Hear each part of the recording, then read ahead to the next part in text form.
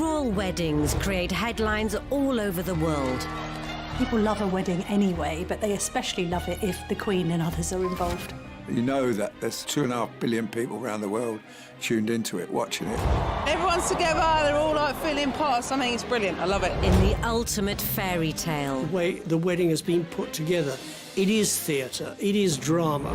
Way beyond any normal nuptials. Can you imagine the pressure to produce picture-perfect happiness? Normal weddings, you can't wear white, you can't outshine the bride, but I thought there's so much going on today that I wouldn't possibly outshine her. As royal commentators dispel the myth of the monarchy. If you're a child in the royal family and you're hoping to grow up and go to an ordinary school, you can forget it. They ended up with the King doing the conga round the staterooms of Buckingham Palace. Experts will break down key archive from crucial moments in royal history. It was a fairy tale created by the Grimm brothers. Anybody entering the royal circles needs to come with their A game. So prepare to discover what actually happens when blue blood runs red. What have you been doing in here all day? This is The Royals Revealed.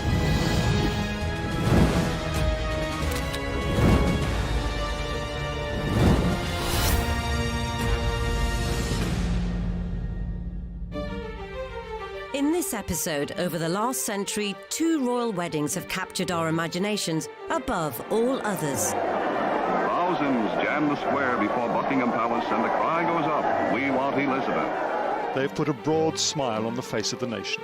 You know that it's the only story in town. You know that it's an exciting day, very early start. One of post-war pageantry, which redefined what was possible in austere times. I think they also had salmon to start with, and to finish with, they had actually cherries and ice cream. But it wasn't even fresh cherries, it was those glazed cherries. Princess Elizabeth, she actually saved up coupons during the course of the war to make this wedding dress. The other, a spectacle with no expense spared. We think that William and Kate's wedding cost around the region of £23 million. The flower budget alone was £800,000, so it was quite a costly affair. And they received many, many things, including a cinema, a racehorse, and one of my favourite presents that they got are 2 pieces of burnt toast. But whilst these 2 grand affairs may be remembered as perfect days, they had a wedding ball 2 nights before the wedding, and no expense was spared on that. It's just one of the best days of the year, best days of the century. It seems strange to think there was a time when the prospect of both marriages hung in the balance.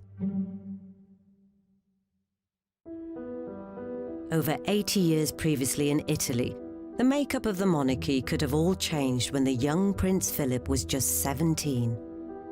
Philip was in Venice in 1938 because 2 years previously they'd suffered a family tragedy when his sister had been killed in a car crash. And he was a little adrift. He'd always led a nomadic childhood, effectively being passed from pillar to post because his mother was mentally unstable and his family life was extremely broken. That is where he met Cobbina Wright. And she was a very beautiful young girl. And Philip was a very handsome young man. And they had a romance. With ambitions to be a star of stage and screen, American Cobbina Wright headed for London's West End. Philip took the cue to follow. They spent a very intense time together in Venice, and then in London for at least a week, where they were spotted wandering around holding hands.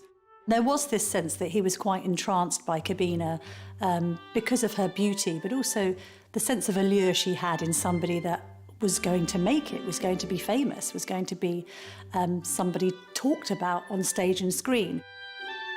After decades of speculation, the extent of their relationship was only revealed after Cobbina's passing in 2011. Cobbina Wright's obituary revealed that they were much closer than any of us imagine, and that they were madly in love. And when she left to return to America, you know, Philip was almost sobbing at the thought of losing her. And he used to write her impassioned love letters. Corbina ultimately married Army Corporal Palmer Baudet, though she is said to have kept a photo of Philip close to hand for the rest of her life.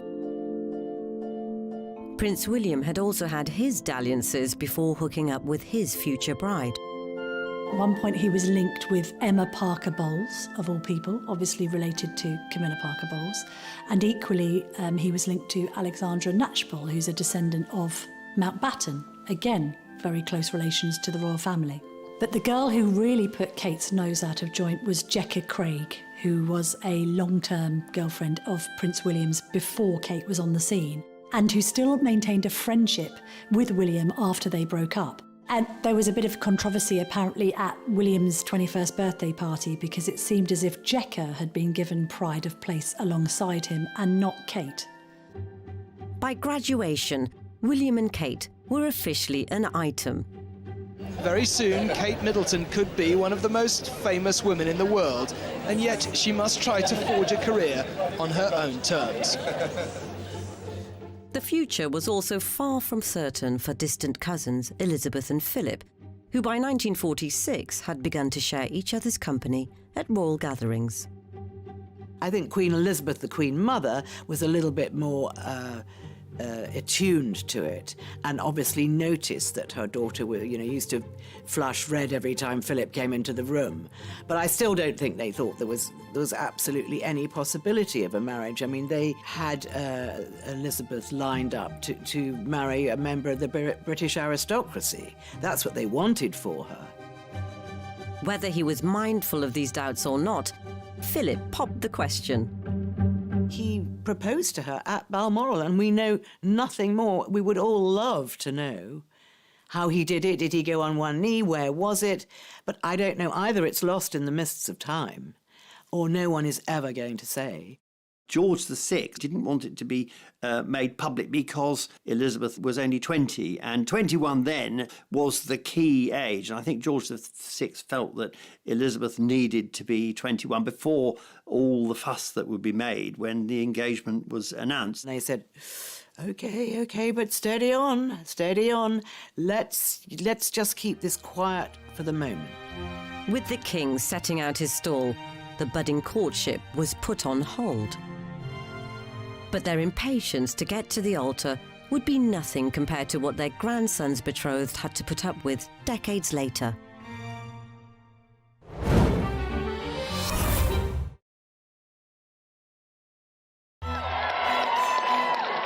Royal weddings are one of the biggest events of the year. But just like for any couple who tie the knot, the path to walk down the aisle can have bumps along the way. Not least for Kate and William, and Elizabeth and Philip. The latter were now engaged unofficially, but forbidden to tell anyone, and about to be separated as the royals set sail for a South African tour. They were in a way trying to test her relationship with Prince Philip and see if it would go the distance, whether this secret engagement would stand the test of time, and whether Philip was up to the task and wasn't going to stray. But I don't think going to South Africa or any other things that Elizabeth did, I don't think they ever really dented the relationship at all. And George VI knew that. She never forgot Philip, and she wrote to him constantly. So they were in touch. They weren't exiled from each other. They were just apart from each other. I think the decision of the relationship was all Princess Elizabeth. She's the one that fell in love with Philip. She's the one that decided, this is the only man in my life, and this is the man I'm going to marry, and marry she did. Whilst Elizabeth had clearly made up her mind, 60 years later, an heir presumptive was surrounded by an air of doubt. When William and Kate broke up in 2007, I think it was largely due to William having cold feet and perhaps thinking unwisely that he should sow his royal oats rather than be tied down to somebody that he had met really relatively young at university. I've got a theory about the relationship breaking up. Catherine was being hassled unmercifully by the media wherever she went, and I think there was a planned breakup just to take the pressure off Catherine, that once the relationship had been broken, there was no longer any interest. There was interest then on who would William chase after. So the focus was away from Catherine and onto William. When it was initially reported that they had broken up, I phoned Kate and said, look, this story's broken. We need to follow it up in tomorrow's newspaper. Have you got any comment to make? And she said very politely and very calmly, look, I've never commented or spoken to the press in the past, and I'm certainly not going to start now, but thank you for your interest. And I remember finding myself saying, well, thank you. Good luck. I hope all goes well for you. Because at that point, of course, we thought that she would just be a Wikipedia entry in Prince William's life. And then a few months later, when she appeared at the concert for Diana, it was apparent that she was still very much on the scene, and that I think William had realised he'd made a gigantic error and returned to her somewhat with his tail between his legs. In July 1947, nearly a year after he proposed, Philip's engagement to Elizabeth was finally made public. The athletic Philip, whose 6'2" frame had caused many a feminine heart to flutter, had agreed to give up any claim to the Greek throne and dutifully became a British commoner. The last obstacle to their promised marriage had been overcome. The heart of the world is thrilled by the prospect of one royal wedding with a genuine aura of romance. But the upbeat news reports belied some unease behind the scenes. There was still suspicion around Prince Philip as they announced their engagement because of his connections to Germans. I think a poll was carried out at the time which suggested that 40% of the British public were opposed to the marriage. There were elements in the royal family, or among the advisors, who still didn't really feel this was the best thing, simply because Philip had this sort of foreign aura. And the prospective in-laws still weren't too keen. And they thought for their daughter they could do better.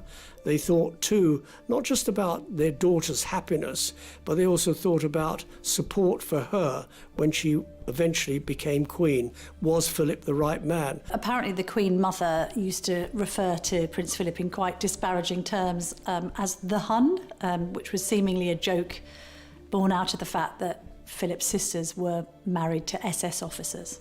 And the Queen Mother never made any secret of her distrust of the Nazi regime, let's put it that way. Did Queen Mother call Philip the Hun? Well, it's one of those apocryphal stories that's grown up to become fact. And it's a bit rich, actually, Queen Elizabeth referring to Prince Philip as the Hun, because she married into a German family, because George V was, until 1917, the family name was Saxe-Coburg and Gotha. Which derives from when Queen Victoria married Prince Albert in 1842. Fortunately for William and Kate, when the prince had finally done the deed, the reaction was rather more positive. Well, you've been a couple for quite a long time. Prince William, why did it take you so long to propose? And Catherine, did you ever worry that he actually wasn't ever going to pop the question? Well, in answer to that, Tim, I don't remember how many years it's been. Forget from memory.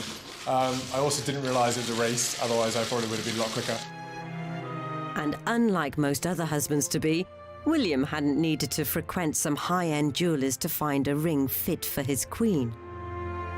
When the couple announced their engagement, there was a press conference at St James's Palace, but before that, selected journalists were invited to just have a cup of tea with them. So I said, oh, can I see the engagement ring? And she showed me, and I looked at it. I thought, this looks familiar. I said, wow, that's amazing. And she said, yes, it was William's mother's, so it's very special. And I remember thinking, you're not kidding. Back in 1981, the ring reveal had caused quite a stir. At 3 o'clock, Prince Charles and Lady Diana appeared for the first time in public. And this was the first chance to see the ring of sapphires and diamonds. I think when it was purchased, the engagement ring cost £400,000, and I suppose now, considering its legacy and heritage, it's priceless.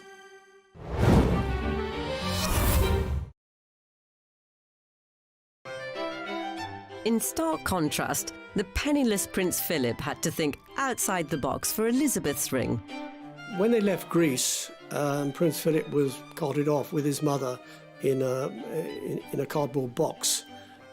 To sort of wander around Europe. Philip was very, very small at the time. She did manage to sneak out a few bits of jewellery, one of which was a tiara, which she gave to Philip, which Philip eventually broke up, and it went to make up the engagement ring. When he presented it to the princess, it was just a little big, but she was so excited she wanted to wear it anyway. And she said it didn't matter that it was a bit big. Obviously, it went back to be altered eventually, but she was so excited and she was thrilled to think that he designed it himself. And basically, the Queen has never taken it off. And it's definitely her favourite piece of jewellery. As Diana's diamond twinkled on Kate's finger, the media started to take aim at her family. As you know, Catherine and Prince William have been going out together for quite a number of years, which is great for us because we've got to know William really well. We all think he's wonderful and we're extremely fond of him. There was a lot of criticism as well that people forget of her seemingly being lazy, not really having a proper job, waiting around like a doormat to be proposed to.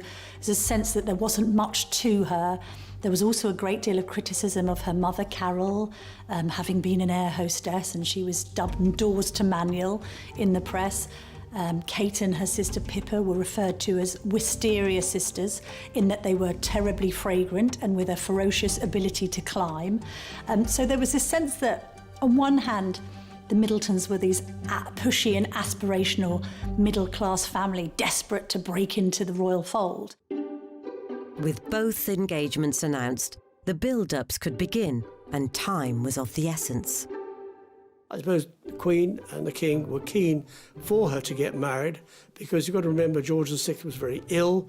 Princess Elizabeth was already standing in for him on certain engagements, and he probably felt secretly that he didn't have long in this life, and therefore I suppose it was necessary that she did settle down with somebody that she loved.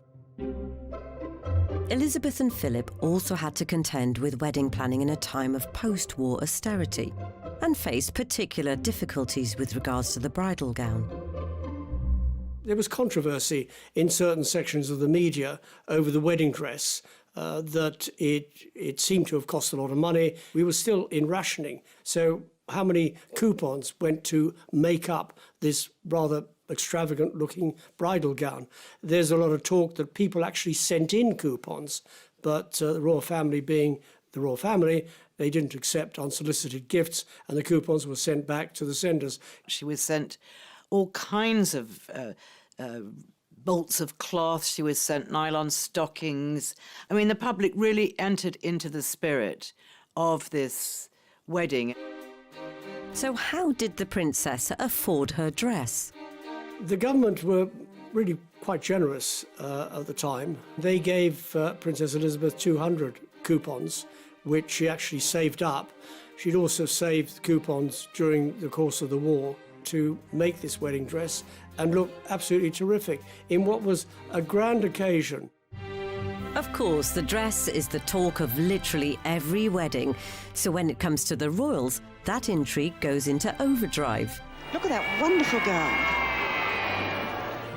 And this fascination goes right the way back to Queen Victoria. Before Victoria, weddings were quiet affairs, even in the royal family. They take place at night and brides could wear any colour. Victoria and her ministers, they think this wedding is a really good way of showing how perfect and virtuous I am. So they bring in the idea of the royal wedding, and it will be all about purity and her virginity. So she will wear white and her bridesmaids will wear white. And also it'll be public in terms of driving to the wedding in the afternoon so all the crowds can see her in her open carriage. This is radical, really revolutionary in terms of royal wedding. She brought in the white wedding dress, and a lot of people at the time thought the white wedding dress was very bizarre. They thought it looked like she was wearing her nightgown or some kind of peasant outfit, and really everyone thought the white dress was really a bit odd, but it caught on. Everyone had to buy it. 141 years later, Diana's epic David Emmanuel number with a 25-foot train had been so hyped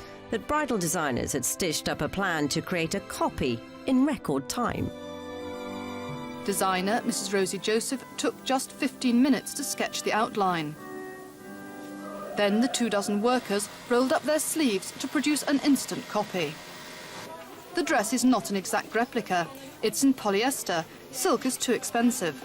It's white, not creamy. and the train is just 12 feet long. Finally, the look-alike dress was modelled by a supposed look-alike princess. I think if you speak to the Emanuels who designed the dress and veil, it was to create a look of drama. And considering the dress was enormous and very much typical of the 1980s meringue. After weeks of speculation, Kate was ready to unveil her choice of wedding gown. The secret was about to be revealed. The first glimpse of the world's most talked about dress.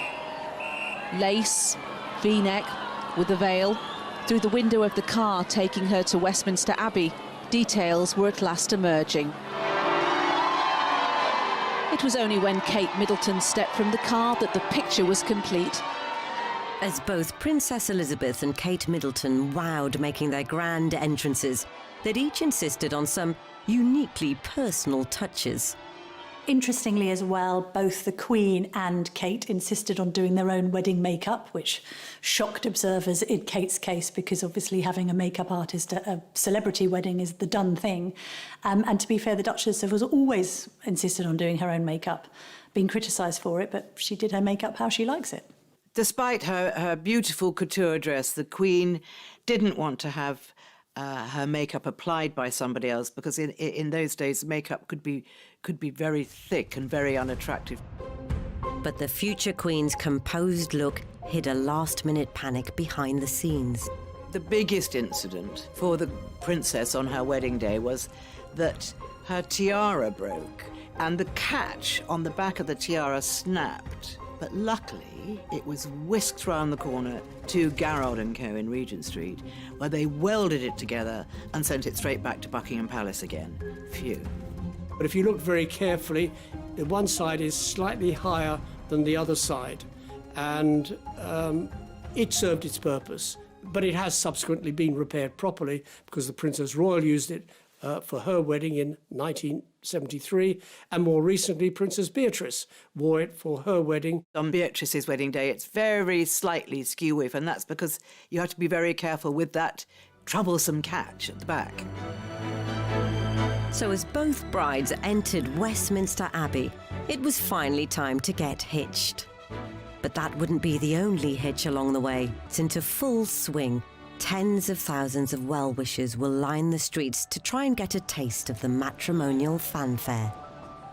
Some will even camp out overnight to catch one momentary glimpse of majesty. We'll have a great time, won't we, Case? Yeah! Yeah! And as each bride carefully climbs the steps to her ceremony and leaves the cheering masses outside, the rare moment of intimacy at the altar hasn't always gone to plan. Diana had a bit of a problem at the altar because when Archbishop of Canterbury said to her, do you take this man, Charles Philip Arthur George, to be your lawful wedded husband, Diana got the names mixed up. Hi, Diana Francis. Take thee, Charles Philip Arthur George. Take thee, Philip Charles Arthur George. William also struggled to get the wedding ring onto Kate's finger when they were at the front of the congregation at Westminster Abbey. What's so interesting about, William struggling to get Kate's ring on or Diana getting Charles's names slightly the wrong way round is actually what makes them human, that we are all capable of succumbing to pressure, especially under such circumstances where the whole world is looking at what you're doing. As the crowds congratulated in force, it was action stations for the press pack, like veteran royal photographer Arthur Edwards. You know that it's the only story in town. You know that it's an exciting day, very early start, at least 5 o'clock start. Get through the crowds to where your position is. I had the right pass inside the forecourt of Buckingham Palace. And of course, they looked after us very well. We went there early, got there very early. They laid on a room for us with refreshments and armchairs and television so we could watch the whole of the wedding taking place at Westminster Abbey. And then, of course, when our turn to take up our positions came, it was easy, we just went into position. The prime spot is one which will give the best vantage point of the balcony, a long-standing symbol of the link between monarchy and the masses.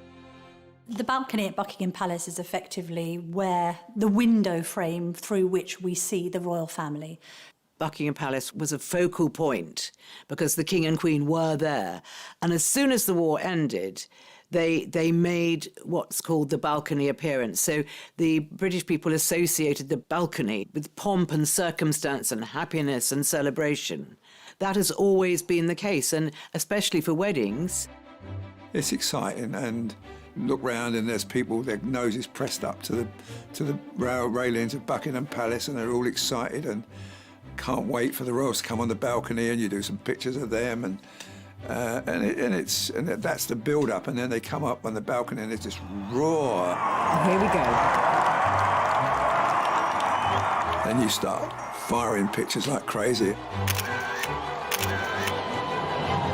The main picture I'm looking for is the kiss picture. I mean, you know that's going to be the page one picture. And historically, that's not always been the easiest shot to get. When Charles kissed Diana, it was a fleeting kiss, one kiss, bosh, and very, very quick. And many of the photographers there missed it. When Fergie gets on the balcony with Andrew, the crowd starts saying, kiss, kiss, kiss. And I remember Fergie holding her hands up to her ears and they were saying kiss. And he kissed her for so long. Again, the crowd roared its request. What's that, said the couple, as if they didn't know. Of course they did. And this was what the crowd was waiting for.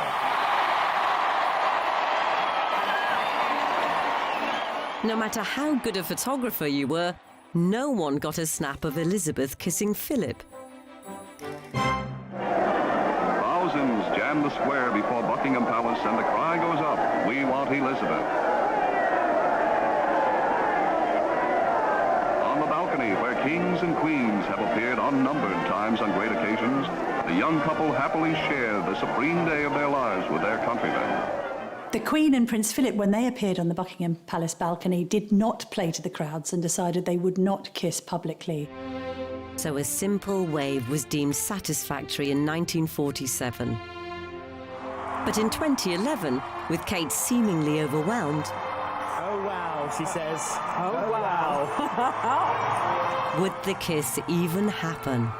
Full marks to her because she pretended to look surprised when she came out on that balcony. She knows that there's always crowds filling the mall. The only thing that I would say in her mind that she goes, oh wow, as though I didn't expect anybody to be here, which would have been a big fat lie, but I love it all the same. It may have also been prompted by the fact that she was a non-royal marrying into the royal family at a very high level, and that she may still have worried that there might be a little bit of disapproval about that. The stark difference between William and Kate is that William, from birth, was groomed in the soup of pomp and ceremony and royalty. Let's remember when he was born, you know, Diana came down on the steps of the Lindo wing and almost held him up like, you know, Simba a la Lion King. He's had that from the get-go, whereas she hasn't. So that is the fundamental difference between them, that she needs longer to get groomed into that system. He's almost got it written into his DNA. I love the way he looks at her, looking at her response.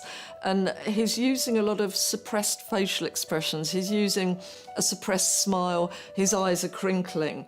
And I think what that's saying is, you know, look at the life that you're coming into, as though he's perhaps giving it to her as a gift rather than him giving her to them as a gift, which he absolutely did not want to do. He did not want another Diana situation. So, you know, take the love, but I'm not going to donate you to the public. I don't want that. I want to protect you.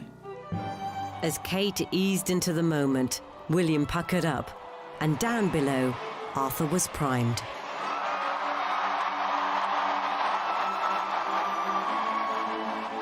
It was lovely. It was joyful to watch and joyful to be there and great to capture. And I remember sending a set of pictures to William and a set of pictures to the Queen. And I remember the Queen stopped me at a school in Windsor she was visiting. And just before she got into the car, she said, "Thank you for those pictures. Wasn't it a very nice day?" I said, "It was lovely, ma'am." And I felt on top of the world, you know. She liked the pictures. But from some angles, there was an untimely bit of inadvertent photobombing. Some would say William and Kate's balcony kiss was spoilt by the sight of a little bridesmaid called Grace Van Cutsem covering her ears with her hands, seemingly completely horrified by the cheers ringing out outside.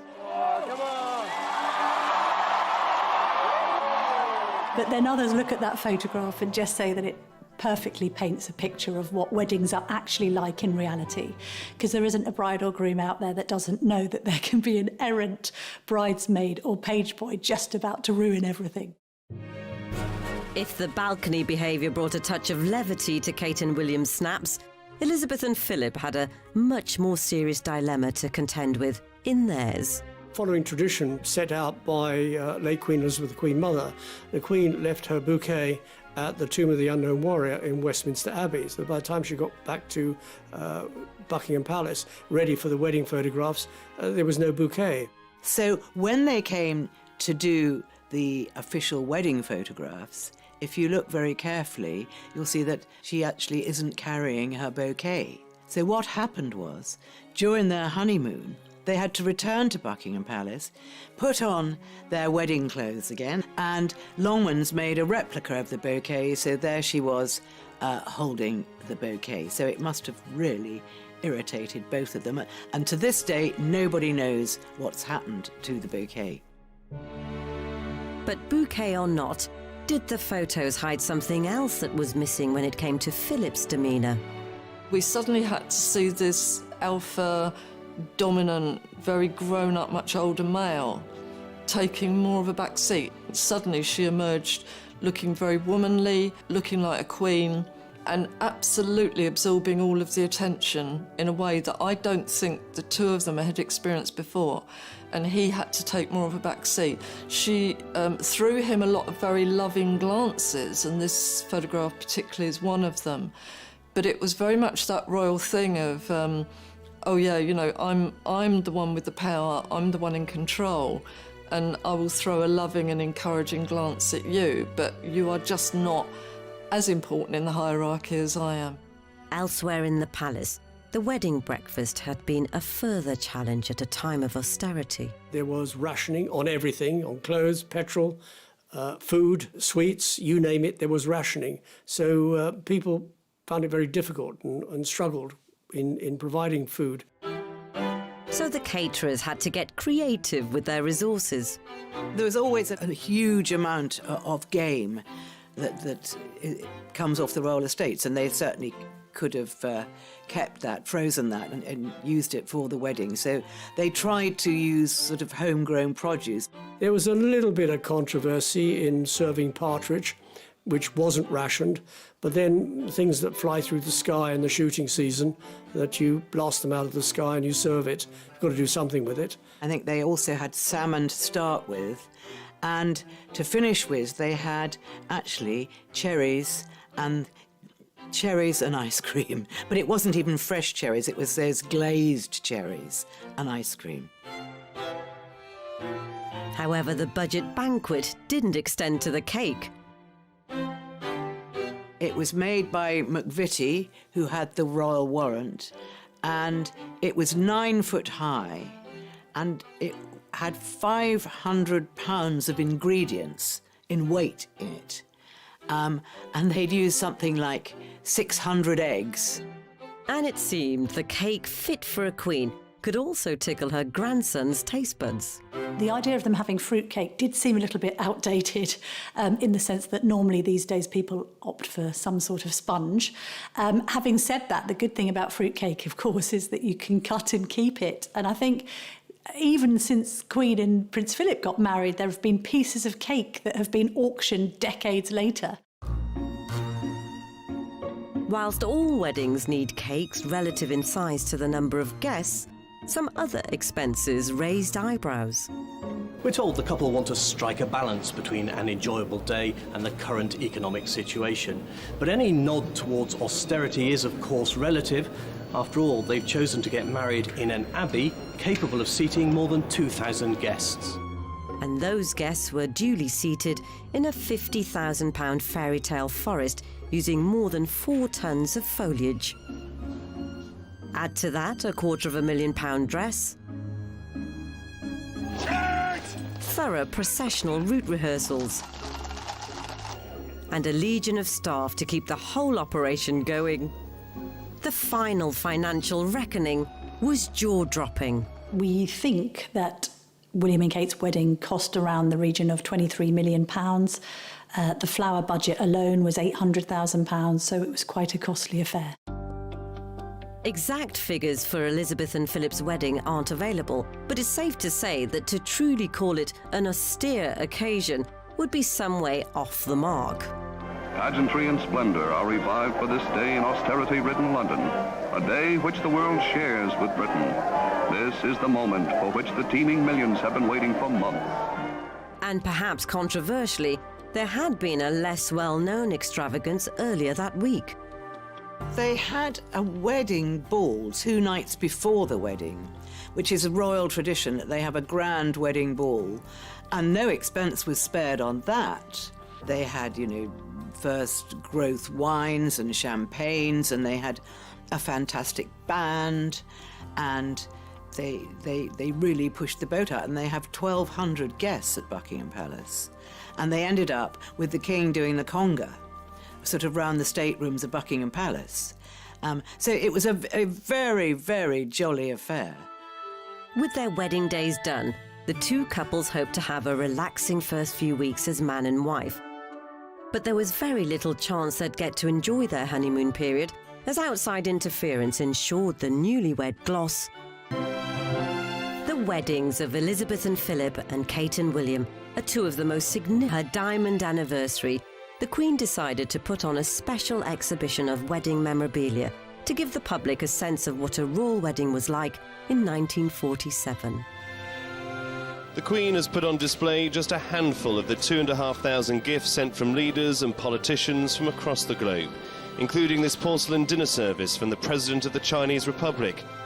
Well, not only was it going to be a splash of colour on the hard road, as Winston Churchill put it, but also the presents really were this first moment after the war in which there was this huge amount of munificence and the idea of royal weddings being a time for giant amount of gifts. Stunning pieces of jewellery were also presented to the couple from the world's elite, but it's perhaps the gifts from normal folk they appreciated most. They received many, many things, including a cinema, a racehorse, cans of pineapple, cans of rationed goods, there was cans of butter, and one of my favourite presents that they got are 2 pieces of burnt toast, because these 2 ladies listening to the radio, they heard that Elizabeth and Philip were going to get married on the radio, and they were so excited that they burnt their toast, and really bread was really quite sought after at that point, quite expensive. They burnt their toast and they sent it into the palace so Elizabeth and Philip could see it. Such was their appreciation. Many of the goods were re-gifted throughout a struggling post-war nation.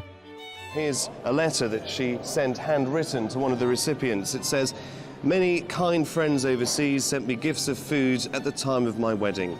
I want to distribute it as best I can and to share my good fortune with others. I therefore ask you to accept this parcel with my very best wishes. Elizabeth." William and Kate also gave something back to society. William and Kate decided to forego traditional wedding presents. I think having lived together for a decade before they married, they had enough toasters and coffee makers and toasty makers and his and hers mugs. So instead they decided that they would ask for charitable contributions. And in the end, they raised over £1 million for good causes. Then came the honeymoons, with Elizabeth opting for a budget break, split between the home of Philip's uncle, Earl Mountbatten, and the family estate at Balmoral. I don't think Elizabeth would ever have gone abroad. I think it was always her hope to stay in England, and I think that most brides and grooms at the time had very modest honeymoons. It wasn't really a time of overseas travel. It wasn't a time of hopping on a plane and going off to Italy or going off to anywhere. A staycation might have been sufficient for a future queen in the wake of World War II. But fast forward 64 years, and there was no such scrimping for Kate and Wills, who whisked themselves off to an Indian Ocean paradise. William and Kate managed for quite some time to keep their honeymoon completely under wraps. So although we saw them the day after the wedding, because they did a photo shoot in the grounds of Buckingham Palace, they then disappeared. And it later transpired they'd gone to the Seychelles, literally to a remote island, I think with only about 10 or 11 villas there. So no prying eyes could get anywhere near it. I think that really shows the difference between a honeymoon, between travel, between notions of weddings, and really, I think, William and Kate's wedding, in which many, many couples across Britain and across the world went on these huge, lavish honeymoons. It shows the difference in the social change, and particularly that William and Kate, even though one day they will be king and queen of Britain, they chose not to have a British honeymoon. Yet somehow, the secret of the secluded destination leaked. There were some photographs taken, I think, by an extremely long lens of the couple strolling on the beach in their swimwear. They didn't emerge until months later, I think, in Australia, a Women's Day magazine. What was interesting about it is that the British press must have been offered the shots and rejected them on the grounds that they looked like they completely invaded the couple's privacy. As they approach their 10th anniversary in 2021, Kate and William have some way to go to match the Queen and Prince Philip's 72 years. But both weddings undoubtedly gave the country a boost. While this is by some distance the biggest celebration of the royal wedding across the country, there have been thousands upon thousands of parties as the nation has taken up William and Kate's invitation to be a part of their special day. Even the priests were jumping for joy. Sheer glee. Fantastic. Can't really. Now, that's something we didn't expect to see, but... That is wonderful. That sums it up. Yeah. In 1947, there might not have been quite the exuberance, but it signified something to cherish following years of devastation. People after the war were looking desperately for something to celebrate. It was just a moment of happiness for everybody. That day would set Princess Elizabeth on a path to lead her nation for the decades that followed, with the constant support of her husband. Now, as the Queen looks to the future, it seems Kate has become much more than just William's wife. I think there's a sense that the Queen and Kate get on really well. They're both quite naturally shy and introverted. I think she admires Kate for the fact that, like her, she's said to not have put a foot wrong. She hasn't sought to overpower or overshadow William as he's gone about his role. I think that they're viewed as quite an equal partnership in the royal family. The Queen views Kate as a very safe pair of hands and a very good consort to William. Will she make a good Queen? Well, she's making a very good Duchess of Cambridge, and if she carries on like this, she'll make a very good Queen. When I see William and Catherine now, I mean, I know that for the next 100 years, it's going to be great. So if William and Kate are in for the long haul, his grandparents provide the perfect blueprint to follow as they try to balance being married to each other and bound to a life of duty.